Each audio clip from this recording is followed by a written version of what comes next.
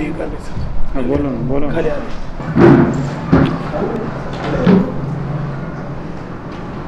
महाराष्ट्रामध्ये ओबीसी आणि आरक्षणाचा मुद्दा हा सर्वत्र गाजत आहे। मागच्या 6 महिन्यापासून आपण माध्यमातून आपण बघतच आहोत। काल मराठा समाजाच्या वतीनं मुंबई येथे समाज बांधवांचं त्या ठिकाणी जमाव झाला। त्या ठिकाणी सर्व मागणीसाठी त्या ठिकाणी उपस्थित होते आणि मागणी अशा प्रकारची होती की मराठा समाजाला ओबीसीचं आरक्षण दिलं पाहिजे आणि ओबीसी मधूनच दिलं पाहिजे। यापूर्वी संपूर्ण महाराष्ट्रातील लहानापासून तर मोठ्या राजकीय पक्षाने ओबीसी समाजाला खोटं बोलून त्यांची दिशाभूल केली। वारंवार सांगत होते, महाराष्ट्राचे मुख्यमंत्री असेल, उपमुख्यमंत्री असेल, विरोधी पक्षाचे लोक असतील, काँग्रेस असेल, राष्ट्रवादी असेल, शिवसेना असेल व भाजप असेल, या सर्वच राजकीय पक्षाचे नेते सांगत होते की आम्ही मराठा समाजाला ओबीसीचं आरक्षण देऊ, पण ओबीसीचं आरक्षण ओबीसी समाजाला आम्ही धक्का सुद्धा लावू देणार नाही। रोज वल्गना करणारे काल कोणत्या बिळामध्ये जाऊन लपले होते, संपूर्णपणे त्या ठिकाणी ओबीसी समाजाला या महाराष्ट्रातील तमाम राजकीय पक्षांनी आणि महाराष्ट्राच्या या सरकारने उद्ध्वस्त केलेला आहे। जे धक्का लावत नाही असं म्हणणारे त्याने अक्षरशः गोरगरीब ओबीसी विमुक्त भटके आणि 12 बलुतेदार समाज यांचं अस्तित्व नष्ट करून पुन्हा एक वेळ या देशामध्ये, या महाराष्ट्रामध्ये या समाजाला गुलामगिरी करण्याचं काम या महाराष्ट्र सरकारने केलंय। त्या महाराष्ट्र सरकारला आम्हाला जाब विचारायचा आहे, तुमच्या हातात सत्ता आली म्हणून तुम्ही माजल्यासारखे करू नका। उद्याला महाराष्ट्राच्या संपूर्ण ओबीसी समाजाची मुंबई येथे बैठक आहे। त्या बैठकीमध्ये आम्ही निर्णय घेणार आहोत।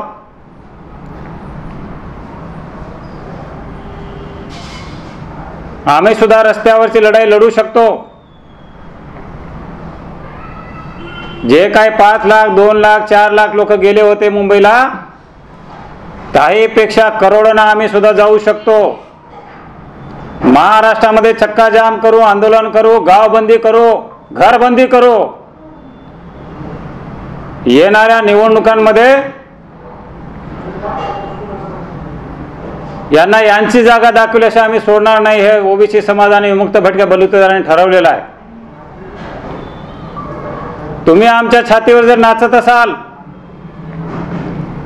हे योग्य नाही। मराठा समाजामध्ये गरिबी आहे, त्यांच्या मुलांना शिक्षण पाहिजे, तेही शिकले पाहिजेत। त्यांच्यासाठी ईडब्ल्यूएसचं आरक्षण दिलं होतं। आणखी 10% केंद्र सरकारने हा आरक्षण वाढवून द्यावं, याच्यामध्ये आमचं काही दुमत नव्हतं। पण वडार असेल, घिसडी असेल, कैकाडी असेल, साळी माळी, तेली तांबोळी, लोहार, सुतार, सोनार, गाव कुशी बाहेर राहणारा, ज्याला आजही पालघरामध्ये राहावं लागते, ज्याला आजही घर नाही, अशा समाजाच्या लेकरांसोबत तुम्ही स्पर्धा करणार आहात का? त्यांच्या ताटातलं तुम्हाला खाताना काही वाटलं नाही? आणि महाराष्ट्राचा मुख्यमंत्री त्या ठिकाणी जाहीर करतो की मी शपथ घेतली होती की मराठा समाजाला मी आरक्षण देईन. मराठा समाजाला आरक्षण देण्यामध्ये आमचं काही एक दुमत नाही. त्यांना स्वतंत्र आरक्षण दिलं असतं तर बरं झालं असतं. वेगवेगळ्या आयोगाने तुम्हाला मागासवर्गीय नाही म्हणून हे कबूल केलेलं आहे, ते सिद्ध केलेलं आहे. मग आरक्षण काय तुम्हाला गरिबी म्हणून पाहिजे की आम्ही मागास म्हणून पाहिजे? आम्ही लहानपणी असताना तांड्यातल्या माणसाला लोक गडव्याने आम्हाला पाणी द्यायचं नाही, आम्हाला वंजुळीनं पाणी प्यायची आम्हाला वेळ आली होती. बाबासाहेबाच्या जन्मामुळे आम्हाला आरक्षण भेटले. ही ओबीसीवर हल्ला नाही, या देशातल्या संविधानावर हल्ला आहे. संविधान तुम्हाला बदलायचं आहे, आरक्षण तुम्हाला रद्द करायचं आहे. आज ओबीसीवर तुम्ही घाला घातला, उद्या तुम्ही जेवढे काय आरक्षण धारक आहे त्यांच्यावर घाला तुम्ही घालणार आहे, आम्हाला माहित आहे. गोरगरिबाचं आरक्षण गेलंय. आजचा दिवस हा ओबीसीसाठी काळा दिवस आहे. येणाऱ्या पिढ्यानं पिढ्या आम्ही हा 27 जानेवारी आमच्या हाताला आम्ही काळ्या फित्या बांधू आणि या महाराष्ट्राला दाखवून देऊ की ओबीसीवर कशा प्रकारचा हल्ला झालाय, कशा प्रकारचा अपमान झालाय. म्हणून ओबीसी आता जागा झालाय, शांत आहे, संयमी आहे. याचा अर्थ असं नाही की तुम्ही कोणाचे घर जाऊन उद्ध्वस्त कराल. आमचे लेकरं आता देशोधडीला लागलेत, त्याला जगण्याचं साधन नाही. 4 लोक पंचायत समिती, जिल्हा परिषद, ग्रामपंचायत नगरसेवक होत होते, ते सुद्धा आता होणार नाहीत. एकीकडे तुम्ही या शिंदे कमिटीनं 38,000 नोंदी सापडल्या होत्या. एकदम 57 लाख नोंदी तुम्हाला सापडल्या कुठून? 57 लाख नोंदीच्या जर तुम्ही कॅल्क्युलेशन केलं तर एका नोंदीच्या पाठीमागे 200 लोकांची नावं येत आहे वंशावळीमध्ये. आता म्हणतायत की सगळे सोयरे, सगळे म्हणजे आपले कुळातले, आपल्या रक्तातले, नात्यातले लोक आहेत. आणि सोयरे म्हणजे ज्याच्याकडे तुमची मुलगी दिली किंवा त्याची मुलगी तुम्ही जर घेतली असेल, त्याला तुम्ही जर बॉन्ड करून देत असाल तर तो सुद्धा त्या ठिकाणी कुणबीमध्ये आले आणि तो सुद्धा ओबीसी झालाय. असं जर नियम असेल या देशामध्ये, आंतरजातीय विवाह करतात लोक. मग आंतरजातीय विवाह करणाऱ्या लोकांना तुम्ही एक प्रमाणपत्र द्यायचं, ह्या जातीमध्ये माझ्या मुलीचं लग्न झालंय, त्याला सुद्धा ओबीसी करून टाका किंवा त्याला सुद्धा दलित करून टाका. असं होत नाही. जाणून बुजून ओबीसीवर अन्याय करायचं, ओबीसीला खोटं बोलवायचं आणि दिशाभूल करायची, ही जी पद्धत आहे, ही पद्धत आम्ही हाणून पाडल्याशिवाय राहणार नाही. आम्ही सुद्धा आक्रमकता आमच्या अंगामध्ये आहे. आम्ही सुद्धा रस्ते जाम करू शकतो, आम्ही सुद्धा महाराष्ट्र बंद करू शकतो, आम्ही सुद्धा तुम्हाला पाडू शकतो आणि आम्ही तुम्हाला या निवडणुकांमध्ये गाडू सुद्धा शकतो. एवढी ताकद या महाराष्ट्राच्या ओबीसीमध्ये आहे. आम्ही छगन भुजबळ साहेबांना उद्या विनंती करणार आहे, साहेब तुम्ही राजसिंहासनाच्या गादीवर त्या ठिकाणी बसू नका. ओबीसीच्या प्रश्नासाठी तुम्ही रस्त्यावर या. महाराष्ट्रातील तमाम ओबीसी तुमच्या पाठीमागे उभं केल्याशिवाय आम्ही राहणार नाही.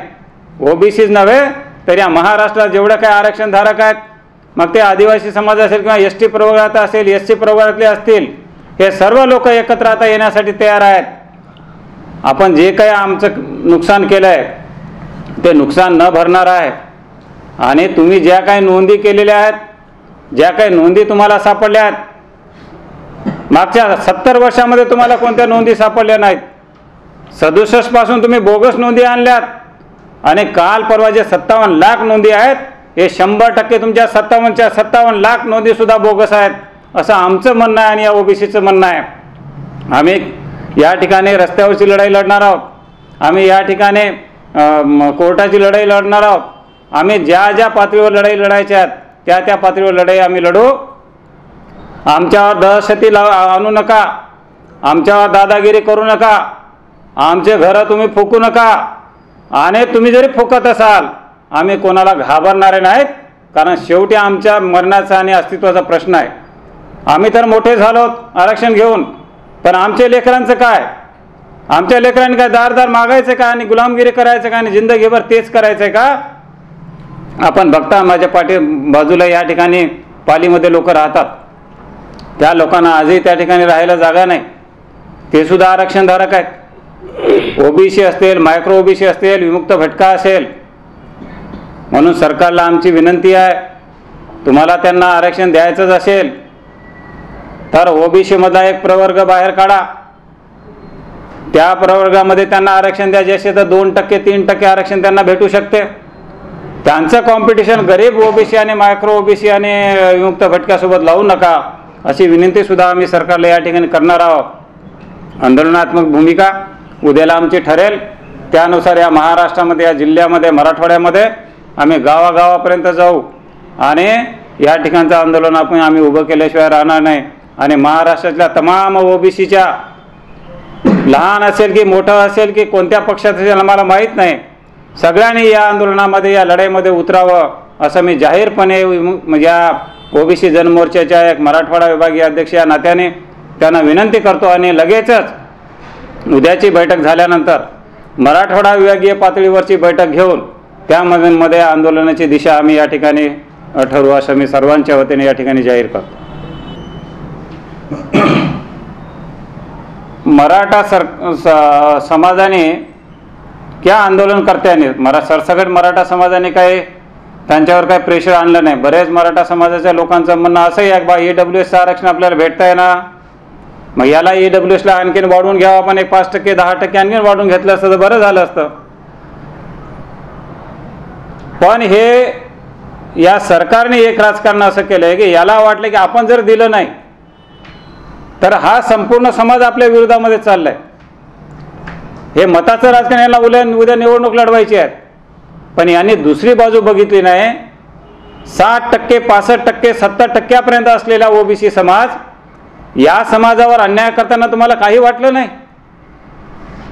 म्हणजे ओबीसीनं काय तुम्हाला मतदान कधी दिलं नाही, तुम्हाला आमदार खासदार केलं नाही, अशी जर तुमची मानसिकता असेल, केवळ आणि केवळ मराठा समाजाने आम्हाला मतदान दिलं तर आम्ही सत्तेमध्ये जातो, आम्ही ओबीसी सुद्धा ठरवून घेऊ, तुम्हाला मतदान करणार नाही, तुम्हाला पाडल्याशिवाय आणि गाडल्याशिवाय आम्ही राहणार नाही, ही भूमिका ओबीसी या महाराष्ट्रामध्ये करणार आहे. आणि हे सरकार कशाला भिलंय आम्हाला माहीत नाही, सरकार कशाला भिलं आम्हाला माहीत नाही. मराठा समाजाला जे काही आरक्षण भेटलंय तो आरक्षण चुकीच्या माध्यमातून आलंय आणि ओबीसीच्या आतमध्ये हे आरक्षण देण्यात आलंय. त्यांना आणखीन एक 10% आरक्षण तुम्हाला वाढवून देता आलं असतं, आणखीन 5% याच्यातून कमी करता आलं असतं. 5 आणि 10, 15, 16% तर मराठा समाज संपूर्णपणे त्या ठिकाणी आरक्षणामध्ये आलं असतं. 100%. आता त्याने असं ठरवलेलं आहे, नुसत्या एकाच पक्षाने नाही, कोणत्याच पक्षाच्या नेत्याने ओबीसी संदर्भामध्ये बोललं नाही. आता आमचं तर संपूर्ण महाराष्ट्रातील नेत्यांना आणि ओबीसीला हेच म्हणणं आहे, एक ओबीसीचा पक्ष काढा, फक्त ओबीसीने ओबीसीलाच मतदान करायचं, दुसरं कोणालाच करायचं नाही, जे होईल ते पाहून घे पुढच्या पुढं. 65% आहोत आम्ही प्रत्येक गावामध्ये 65% आहोत आज. पण तसं होताना दिसत नाही आहे.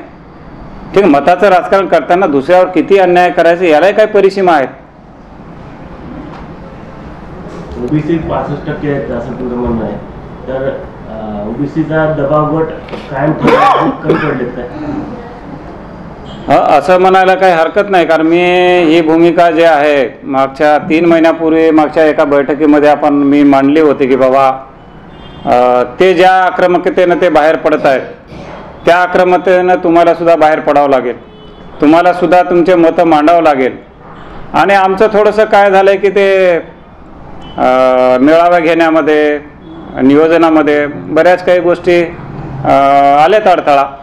आणि तसं जर झालं असतं तर कदाचित ही वेळ आली नसती. न्यायालयीन लढाईची रस्त्यावर, न्यायालयीन लढाईत आम्ही 100% लढणार आहोत. आणि रस्त्यावरची लढाई सुद्धा उद्यापासून आता चालू होणार आहे. आणि या लढाईसाठी आता तालुक्याच्या जिल्ह्याच्या बैठका घेऊन कार्यकर्त्यांना त्या ठिकाणी सांगण्यात येईल. आज उद्याला सायंकाळी 5 वाजता आदरणीय भुजबळ साहेबांच्या निवासस्थानी त्या ठिकाणी बैठक आहे. त्या बैठकीमध्ये संपूर्ण महाराष्ट्राची दिशा त्या ठिकाणी ठरवण्यात येणार आहे. सर, तुम्हाला काय वाटतं, टिकणार की नाही आरक्षण?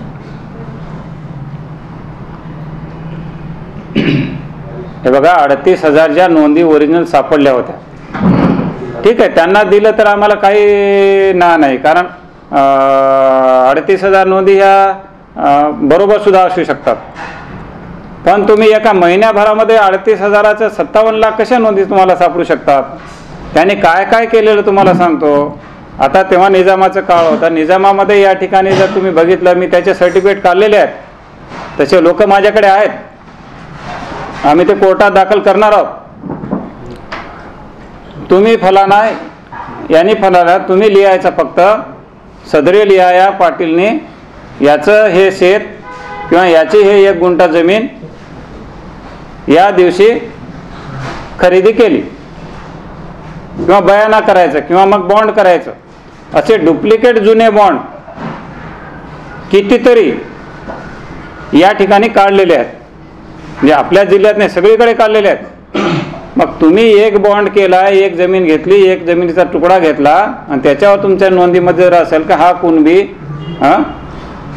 याने या समाजाकडून ही जागा घेतली आहे, तर म्हणजे तो कुणबी झालाय का? अशा नोंदी आहेत. आणि हे जे म्हणतात ना 57 लाख नोंदी, ऑलरेडी जे आहे, ऑलरेडी कुणबीचे सर्टिफिकेट काढलेले बरेच लोक आहेत. काही लोकांचं म्हणणं तर असं आहे की 95% ऑलरेडी कुणबीचे सर्टिफिकेट पहिलेच निघालेले आहेत. जसं पश्चिम महाराष्ट्र असेल, खानदेश असेल, विदर्भ असेल, यांच्या ज्या कुणबीच्या सर्टिफिकेट ऑलरेडी निघालेल्या आहेत त्याच काढले त्यांनी बाहेर. ते जर सगळं मायनस केलं तर जास्तीत जास्त 10% नवीन मराठा समाजाला हे आरक्षण भेटणार आहे, 10%. आणि त्याच्यामधल्या जरी तुम्ही खालच्या वंशावळी काढल्यात 10 चौक 40, जे 40%, म्हणजे जवळपास फार काही जास्त आकडा जाणार नाही हा. पण सरकारने काय केलंय, मराठा समाजाची दिशाभूल केली. आता मराठा समाजाचं नुकसान कसं झालंय? एक तर तुम्हाला सामाजिक, तुम्ही आता ओबीसी झाले. आता येणाऱ्या 50 वर्षानंतर जेव्हा आरक्षण बंद होईल देशातलं, तेव्हा हेच मराठा समाजामध्ये पुन्हा एक जरांगीला जन्म घ्यावा लागल आणि त्याला सांगावं लागल, बाबा मी छत्रपती शिवरायांचा वंशज आहे, मी मराठा आहे, मला मराठाची जात द्या. कारण तेव्हा आरक्षणच राहणार नाही, सर्वांना आरक्षण सारखंच होणार आहे. जे आरक्षण आज ते मागतायत 50 वर्षांना त्यांना आरक्षण वापस हे सांगावं लागेल की आम्हाला मराठा म्हणूनच सर्टिफिकेट द्या, आता आम्हाला कुणबी सर्टिफिकेट नको आहे. आणि कुणबी समाज जो आहे ना, आपण पश्चिम महाराष्ट्रामध्ये जर बघितलं, कुणबी समाज त्यांना त्यांच्या पत्रवाळीजवळ पत्रवाळी लावून बसता येत नाही, त्यांचे रोटीबेटी व्यवहार होत नाही. त्यांच्या बायांना हे जे कपडे आहेत ना, हे कपडे गुडघ्याच्या वरपर्यंतच घालावं लागते, खालपर्यंत घालायची परमिशन नाही. त्यांना पंक्तीत बसू देत नाही, त्यांना जेवण त्यांच्यासोबत करत नाही, त्यांच्यासमोर उभं राहावं लागते, त्यांना मराठा समाजासमोर बसता येत नाही. ती आहे कुणबी समाज. मग ते जर कुणबी तुम्हाला व्हायचं असेल तर पुन्हा तुम्हाला मराठा होता येणार नाही.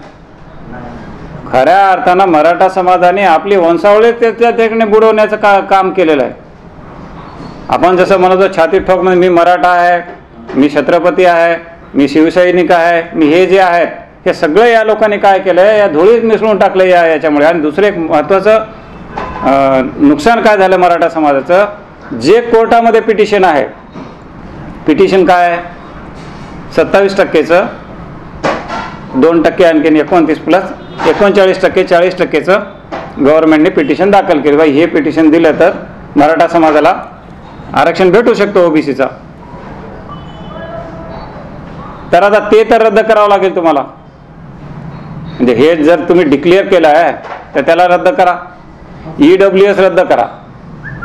आमची मागणी असेल EWS तुम्ही जे आरक्षण घेताय 10% ते त्वरित बंद करा. त्यानंतर कोर्टामध्ये चाललेली जी केस आहे की जे तुम्ही वाढीव मागितले 10% ते सुद्धा बंद करा, कारण तुम्हाला एका समाजाला 4 ठिकाणी आरक्षण घेता येणार नाही. तुम्हाला केवळ ओबीसीच पाहिजे ना, मग ओबीसीचं आरक्षण तुम्हाला भेटेल. मग तो EWS बंद करा, कोर्टातली केस विड्रॉल करा आणि मग त्यांना ओबीसीचं आरक्षण द्या. तुमच्यामध्ये काय कसं द्यायचं ते. कोणता सरसकट मराठा आरक्षण आले त्याच्यामध्ये? मराठा समाजामधले 80% लोक तर आणखी आलेच नाहीत. या समाजाने अभ्यास केला नाही. जे कुणबी ओरिजिनल आहे त्या कुणबीचे सुद्धा प्रमाणपत्र ॲड करून या 38,000मध्ये हे लाखाने आकडे दाखवले आणि यांना असं वाटलं 57 लाख मराठी त्याच्यामध्ये आले, तर 57 लाखाचे मल्टिप्लाइड बाय 4, सरासरी पण 4च करू, असं तर 100-150 असे येतात, तर 2 करोड झाले. म्हणजे जवळपास 80% मराठा त्याच्यामध्ये आलाच. अशी ही दिशाभूल मराठा समाजाच्या मोर्चेकऱ्यांची या लोकांनी केलेली आहे. आता तुम्ही त्यांची जर यादी बघितली, त्यांची यादी तुम्ही तुमच्याकडे वेबसाईटला कोणाकडे आली असेल प्रेस म्हणून तुम्ही बघा, तर त्यामध्ये असं नाही की तुम्ही समजा पहिले कुणबी आहे तर तुमचं सर्टिफिकेट निघणार नाही, असं नाही. तुमचंही सर्टिफिकेट काढलं आणि यांचं जे नाही त्याचं बी काढलेलं आहे. म्हणजे ऑलरेडी जे काय कुणबीमध्ये आहे त्यांना बाजूला करून सांगा ना किती आहे ते. 38 ते 40 हजाराच्या वर नाहीच आहे ते. मग दिलं काय तुम्ही त्याला? एवढं आंदोलन करायचं, एवढे भांडणं करायचे, एवढ्या ओबीसीच्या दुश्मन्या घ्यायच्या, मराठा समाजाला दिलं काय तुम्ही? EWS आरक्षण काढून घेतलं, कोर्टामधली केस तुम्ही ढिली करून टाकली. आता तुम्ही फक्त तुमचं अमेंडमेंट दिले, हे झाले, तुमचं ठराव झालंय, त्याचा ठराव पास होईल, त्याच्यावर सभागृहामध्ये चर्चा होईल आणि यावेळेस नाही झालं तर पुढच्या वेळेस तर आम्ही ओबीसी सगळे तिथं बसणारच आहोत.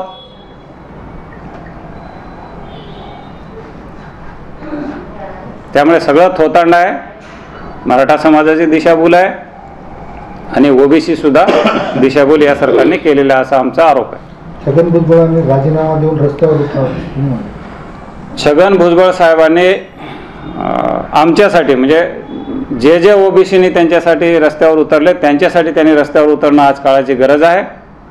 आमदारकी, खासदारकी, मंत्री खूप आपण सत्ता भोगली आहे.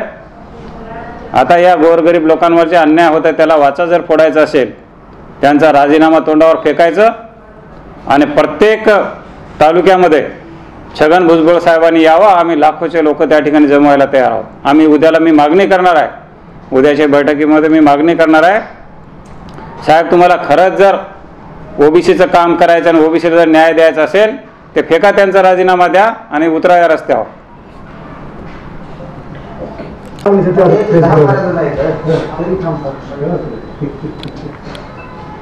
काल मुंबई येथे मुख्यमंत्र्यांनी मराठा समाजाला ओबीसीतून आरक्षण देतो असं जाहीर केलं. रात्री 2:30 वाजता GR पारित केला आणि सकाळी 11 वाजता त्यांनी त्या ठिकाणी जाहीर भाषण केलं. खऱ्या अर्थानं मुख्यमंत्र्यांनी मराठा समाजाची दिशाभूल केलेली आहे. 57 लाख ज्या नोंदी ते म्हणतायत ते 57 लाख नोंदी यापूर्वीच ऑलरेडी कुणबी प्रमाणपत्र घेतलेले लोक आहेत. दुसरी गोष्ट, त्यांनी सगळ्यांचे गुन्हे माफ करू असं जे जाहीर केलं आहे त्यांना तो अधिकार नाही. गंभीर गुन्ह्यामध्ये कोणत्याच राजकीय नेत्याला किंवा पंतप्रधानाला नव्हे तर देशाच्या पंतप्रधान नव्हे तर राष्ट्रपतीला सुद्धा ते अधिकार नाहीत. त्यांनी ते जाहीर करून ती सुद्धा दिशाभूल केली आणि ओबीसी समाजावर त्यांनी अन्याय केलं, आमचं घात केलं, आमच्याशी ते खोटे बोललेत आणि वारंवार म्हणायचे की आम्ही ओबीसीला धक्का लावत नाही. अरे ओबीसीला धक्का लावायचं नाही, ओबीसीच्या घरावर तुम्ही बॉम्ब टाकून दिले आणि आमचे जे गोरगरिबाचे पोरं आहेत ते आता देशोधडीला लागले, त्यांना गुलामगिरी केल्याशिवाय आता पर्याय नाही. आम्ही आता उद्याला 5 वाजता छगन भुजबळ साहेबांना विनंती करणार आहे, त्यांना राजीनामा देऊन संपूर्ण महाराष्ट्रातील ओबीसी समाजासाठी रस्त्यावर उतरावं अशी आम्ही त्यांना विनंती करू आणि येणाऱ्या काळामध्ये आम्ही रस्त्यावरची लढाई, कोर्टाच्या लढाईत आणि सर्व बाबीनं या ठिकाणी ओबीसी समाज या महाराष्ट्रामध्ये पेटून उठल्याशिवाय राहणार नाही. छगन भुजबळ तुम्ही म्हणता की ते राजीनामा द्या, तुम्हाला विश्वास आहे का की ते सत्ता सोडून तुमच्या सोबत लढतील रस्त्यावर? जर ओबीसीना न्याय द्यायचा असेल तर भुजबळ साहेबांनी त्याग केला पाहिजे असं आमची मानसिकता आहे, कारण आम्ही कार्यकर्ते आहोत. ही माझीच मानसिकता नाही तर संपूर्ण या महाराष्ट्रातील ओबीसीची आणि विमुक्त भटक्याची बलुतेदारांची मानसिकता आहे आणि ते देतील अशी आम्हाला खात्री आहे. आणि दिल्यानंतर दुसऱ्या दिवशीपासून प्रत्येक तालुकानिहाय आम्ही त्यांच्या जाहीर सभा घेऊ आणि या महाराष्ट्राच्या सरकारला दाखवून देऊ तुम्हाला आम्ही कसे उलटून टाकतो ते. प्रेस कॉन्फ्रेंस ली गई, इसका क्या मकसद है? आज ओबीसी का जो आरक्षण है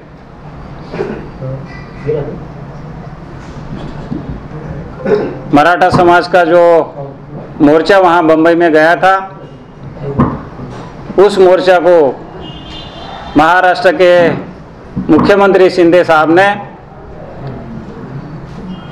ऐसा आह्वान जाहिर किया है कि ओबीसी समाज के 57 लाख जो नाम आरक्षण धारक के लिस्ट में आए हैं उनको आरक्षण दिया जाएगा. उनके जो सगे हैं, उनके जो रिश्तेदार हैं, उनको भी आरक्षण दिया जाएगा. और जिनके जिनके ऊपर गुन्हे दाखिल हुए उनके गुन्हे वहाँ पे वापस लिया जाएगा. ये सब इस महाराष्ट्र की सरकार ने महाराष्ट्र के ओबीसी के ऊपर, विमुक्त भटका और बलुतेदार समाज के ऊपर एक बहुत बड़ा एक अन्याय किया है. और ये अन्याय के विरोध में हम रास्ते की लड़ाई लड़ेंगे, हम वहाँ पे न्यायालयीन लड़ाई लड़ेंगे और इस ओबीसी समाज में हम किसी को आने नहीं देंगे. इस हिसाब से आज की प्रेस कॉन्फ्रेंस थी. हमारे ओबीसी सब आज मॉर्निंग में हमारा एक बैठक भी हुई है और कल हम 5 बजे हम आदरणीय छगन भुजबल साहब, प्रकाश अन्ना जी शेंडगे और महाराष्ट्र के तमाम ओबीसी के नेतागण से हम चर्चा करेंगे और हमारी दिशा हम ठहराएंगे. और हम जाहिर यहाँ पर आह्वान करना चाहते हैं, आप लोगों ने हमारे ऊपर जो कुछ अन्याय किया है, हम आने वाले 2024 में वो आपको बता देंगे कि हमारी ताकत क्या है और ओबीसी क्या है.